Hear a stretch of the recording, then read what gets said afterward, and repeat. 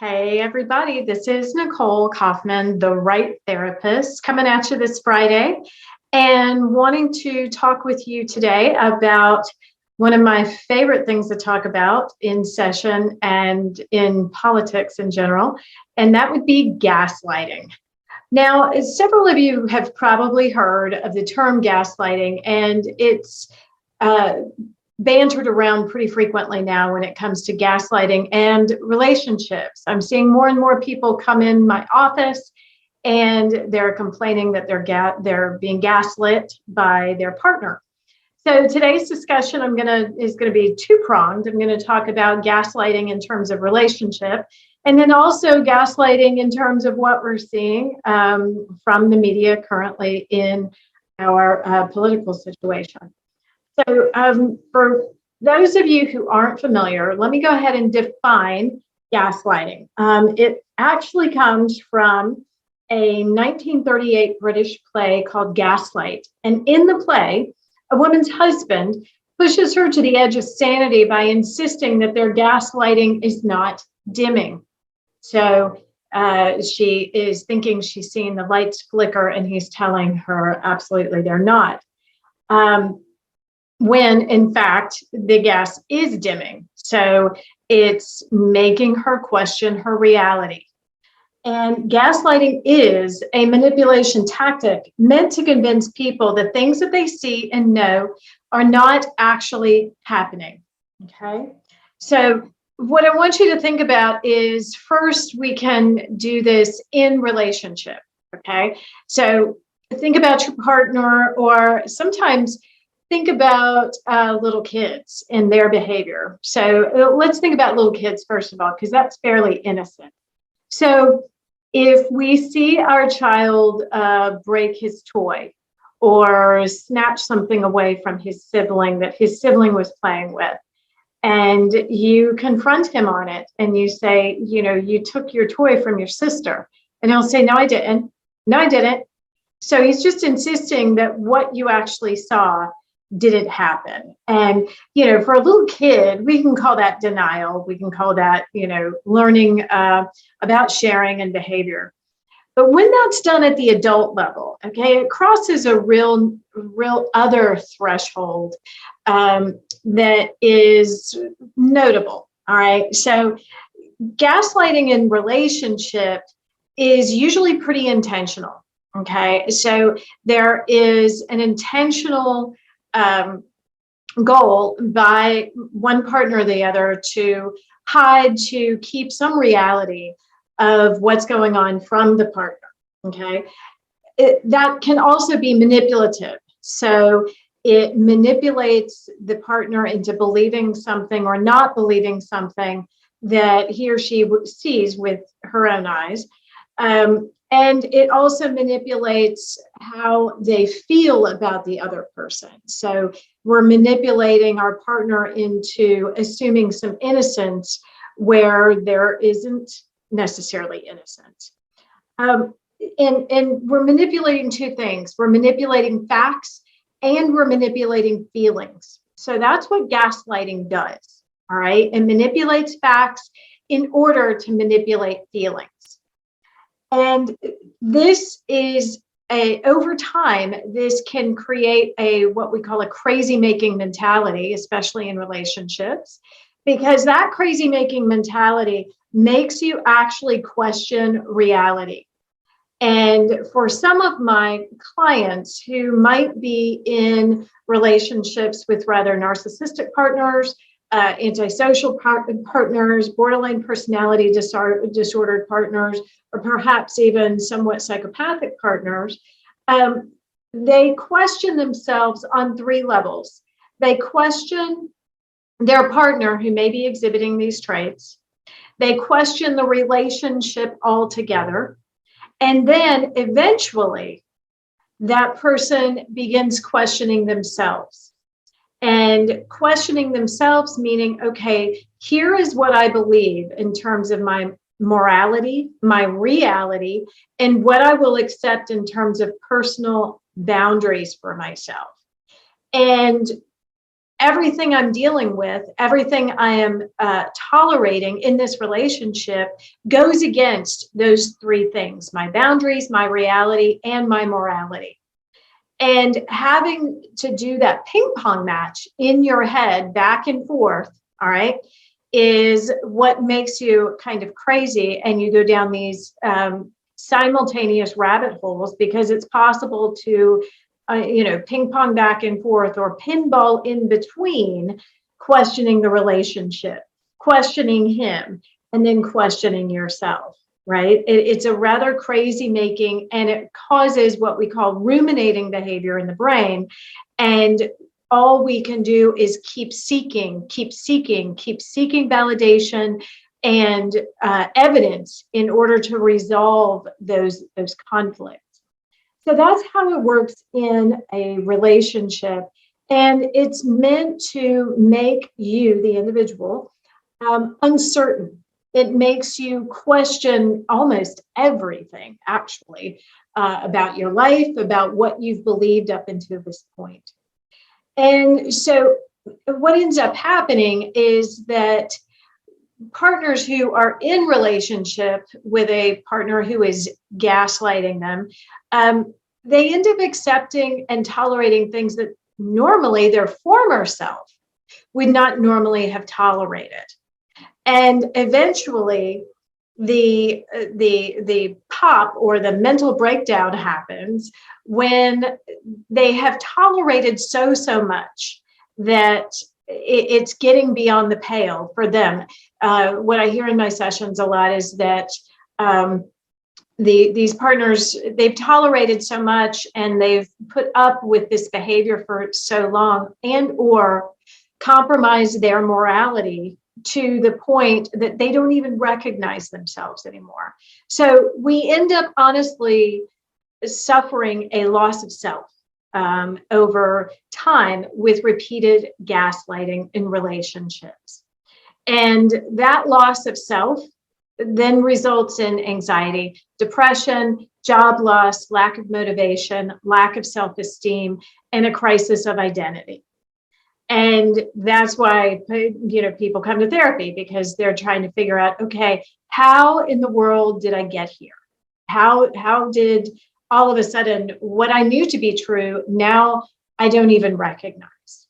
All right. So that's pretty much the short version of gaslighting in relationship. And I can go into a whole other realm of antisocial personality disorders and how they factor into these relationships. Definitely another session for another time. But what I would also like to look at too, briefly, is gaslighting in our current political sphere and how the media is pretty much assisting with that. And maybe it's not a bridge too far to say that we already see this happening, and most of us already know it's happening. But later in this discussion, or in this talk, I'm going to talk about, okay, what can we do about it, if anything, and how to resolve that for yourself, because it does begin to become very frustrating after a prolonged period of time. So just two areas, and there are many, but just two areas that I can point to easily, and that some people in the media, notably Erik Erikson, in his November 13th, 2021 article, it's an opinion piece by Erik Erikson called Gaslighting Everything. And I just want to read you a couple of things from it that I found pretty interesting, and then we'll tie it back into the relationship bit and to behavior and what we can do about this. So even back in 1933, MGM produced a propaganda film for President Franklin Roosevelt to support Roosevelt's plan to end the Great Depression by causing inflation. Quote, as you probably know, the first step in the inflation plan puts $3 billion additional dollars in circulation. This will make money more plentiful, hence less valuable. With money less valuable, the purchasing power of the dollar will naturally drop. Therefore, the cost of living will be forced up. That was from 1933. So fast forward to now, at the basic level, if we presume the government gives everyone, let's say $500 to buy an Xbox, either the supply will be wiped out immediately or the price will skyrocket to maintain a reasonable supply. That is inflation. The Biden administration has dumped so much money into the economy that prices have skyrocketed to balance out the supply and demand curves. We have inflation. Now, what were we told in the beginning? This has been progressive, intentional, manipulative, and willful on the part of this administration. We were told what? That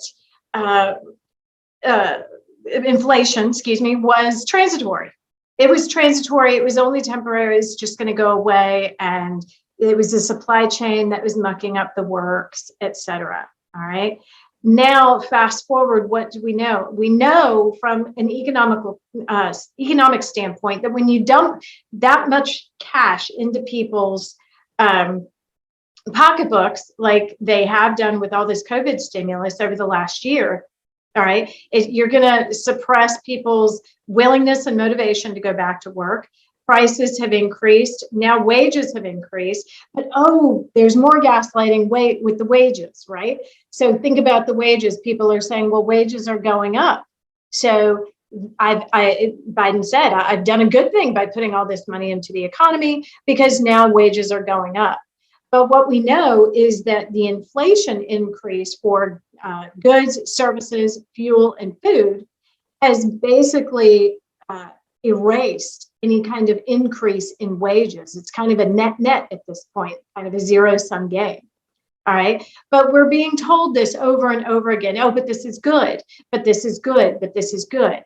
And even with an elementary understanding of economics, we know that this can't be sustained. All right. And we know that it was done intentionally to make us question reality. Oh, well, the $5 a gallon gas or the $5 a gallon, milk that we're seeing. Oh, that's just temporary. It's not real. The empty shelves that you're seeing because prices are up and demand is up. All right. And money is scarce. Goods are now scarce. But you're not really seeing Soviet-style empty shelves. Not in my lifetime have I ever seen empty shelves and such scarce supply and inventory at the grocery store as I'm seeing right now. I don't know about you. Perhaps you can comment below. It's unimaginable that in our country we would be seeing empty shelves. But I digress.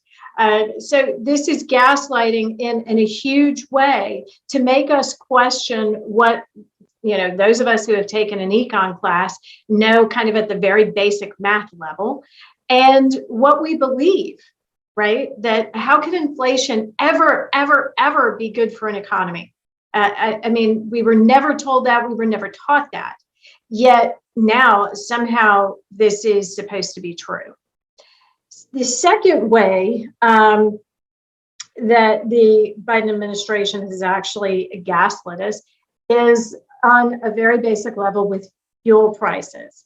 The official line, right, is that oil is a global market and that there is little the president can do. Remember, there was a press conference and he was talking about those greedy OPECers, right? Those greedy OPECers, and they were just taking advantage of the situation with the gas prices, charging way too much. And we had to ask them nicely if they would please come down on their price per barrel, right? And that it was the greed that was driving that. Also the greed for the ranchers, right? Who were skyrocketing those meat prices. They're just so greedy, all of them. 2 years ago, fuel prices were definitely lower. I'm old enough to remember $1.79 gas and mean tweets. I really am. But progressives have willfully worked to make these fuel costs higher. And they did so until it hit their polling, basically, right? Until the optics got bad, until it made them look bad. This was an intentional sort of agenda. Democrats openly said that fuel prices needed to be higher to reduce demand for what? Fossil fuels. So we wanted to demand more for electric vehicles and less dependence on fossil fuels, because what agenda did that kind of bolster for him? Of course, Build Back Better and the whole, we're going to transition everybody to electric cars and less reliance on fossil-based fuels. So the Biden administration canceled pipeline plans, they canceled exploration leases on the federal land, and they drove up regulatory costs for petroleum producers.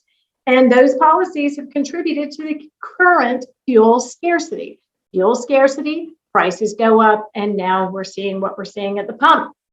And, honestly, when Orange Man Bad was president, U.S. was a net exporter of energy. But we're just supposed to forget about that happened, okay? Now we are left begging OPEC to please produce more so that we can get the supply and demand back in line and prices can come down. And, it has a crazy-making sort of effect on people. And when we're faced with press conferences, when we're hearing our press secretary comment that, oh, don't worry about it, just take a kickboxing class and go get a margarita. The flippant responses and being disregarded in terms of concern is pretty stunning for the American people. So what exactly can we do to prevent gaslighting? Well, we certainly can't prevent it if this administration wants to continue to lie to us openly about what is happening versus the data behind it or the math behind it, right? Facts don't care about your feelings, as I've said before, and is one of Ben Shapiro's catchphrases there, but I do completely believe that there's nothing we can do at that level. But what we can do is examine the data. And whenever something sounds not right, or you feel like you're being sold a bill of goods when it comes to media and politics and what they're telling us, go back to the data. The data will, suss it out. The data will explain where we're at. And in terms of a prevention method in a relationship, so I'm going to hit that prong here real quick. How can you prevent gaslighting in a relationship? Well, we know that gaslighting is easy to do with a partner when you have their trust. All right. So when we have 100% trust in our partner, we want to believe what they're telling us is true. We do. We want to believe what they're telling us is true. And so, like my favorite attorney in town said here recently, if somebody's going to lie to you, Nicole, there's nothing you can do about it. All right. So gaslighting is a form of lying, and there is nothing you can do about it. If somebody willfully wants to lie to you, they're going to do it, whether you want them to or not.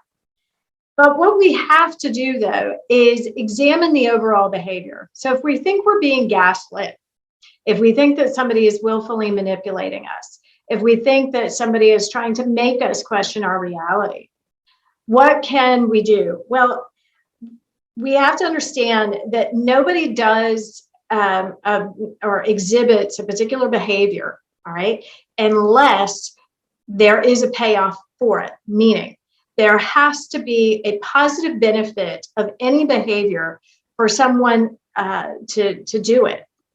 So there has to be a gain, for instance, for the individual. So try to question for yourself, what would that gain be? What would manipulating me mean? What would making me question what I'm seeing actually mean? All right.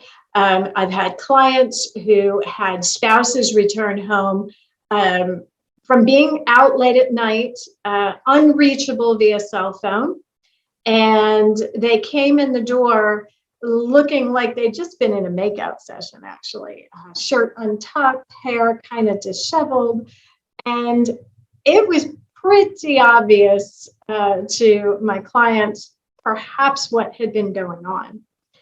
And the behavior from the partner when questioned about it They either denied or stonewalled. So denied, no, absolutely not. Why would I do something like that?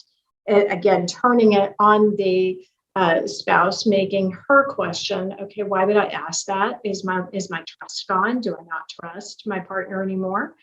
And then the stonewalling is just a blank stare, saying nothing, absolute flat denial. And we call that lying by omission. So we just say nothing. All right. So those two things happen. But what would be, the payoff for that? Well, we're trying to hide something, right? And so, the hidden agenda or the hidden benefits to gaslighting are usually there. Our problem as people who might be optimistic about relationship, optimistic about humanity, we would like to think that no one would do this to us intentionally, would they? I mean, most people have good intentions, don't they?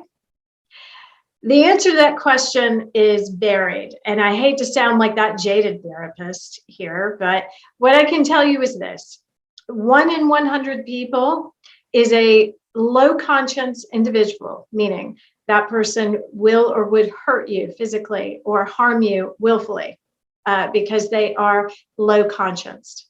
1 in 5 persons does have the brain neurobiology and the behavior of a personality disordered person, meaning they meet the DSM criteria for antisocial personality, borderline personality, narcissistic personality, or psychopathy, or being a psychopath. All right.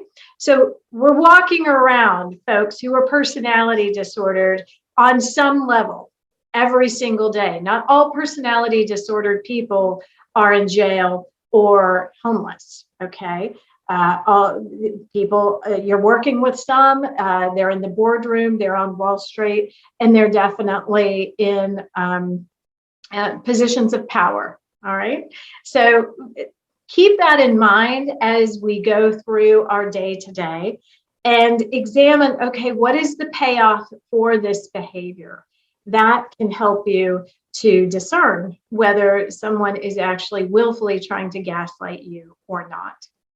So my tip or trick for what to do when you're feeling frustrated, when you're feeling like you're questioning, what are we even doing right now in terms of public policy, foreign policy, and feeling a loss of control or lack of control as it applies to you. And my answer to that is, and I have to do this too, y'all, we got to turn off the news for a little bit. We have got to turn it off. Being on the news and I'm telling you, I watch the news sometimes like it's my second job. I love news and news commentary, listening to pundits. I honestly do. I love it. And I can find myself getting really down, feeling really hopeless and helpless. All right. Not a good space to be in. All right. So being able to turn the news off for a little bit and detach. What do you do instead? Put on that playlist, y'all. Put on that playlist that puts a pep in your step. Dance it out in your bed, in your living room for a minute. Turn it way, way up in your car and just, bob your head, do what you do, and try and just go to a different place. All right, that feels good, even if it's just for a minute. My commute to work is 7 minutes per day, so I get roughly 3 songs. And right now it's Aerosmith, and Aerosmith goes way up on my stereo all the way into work, all 7 minutes.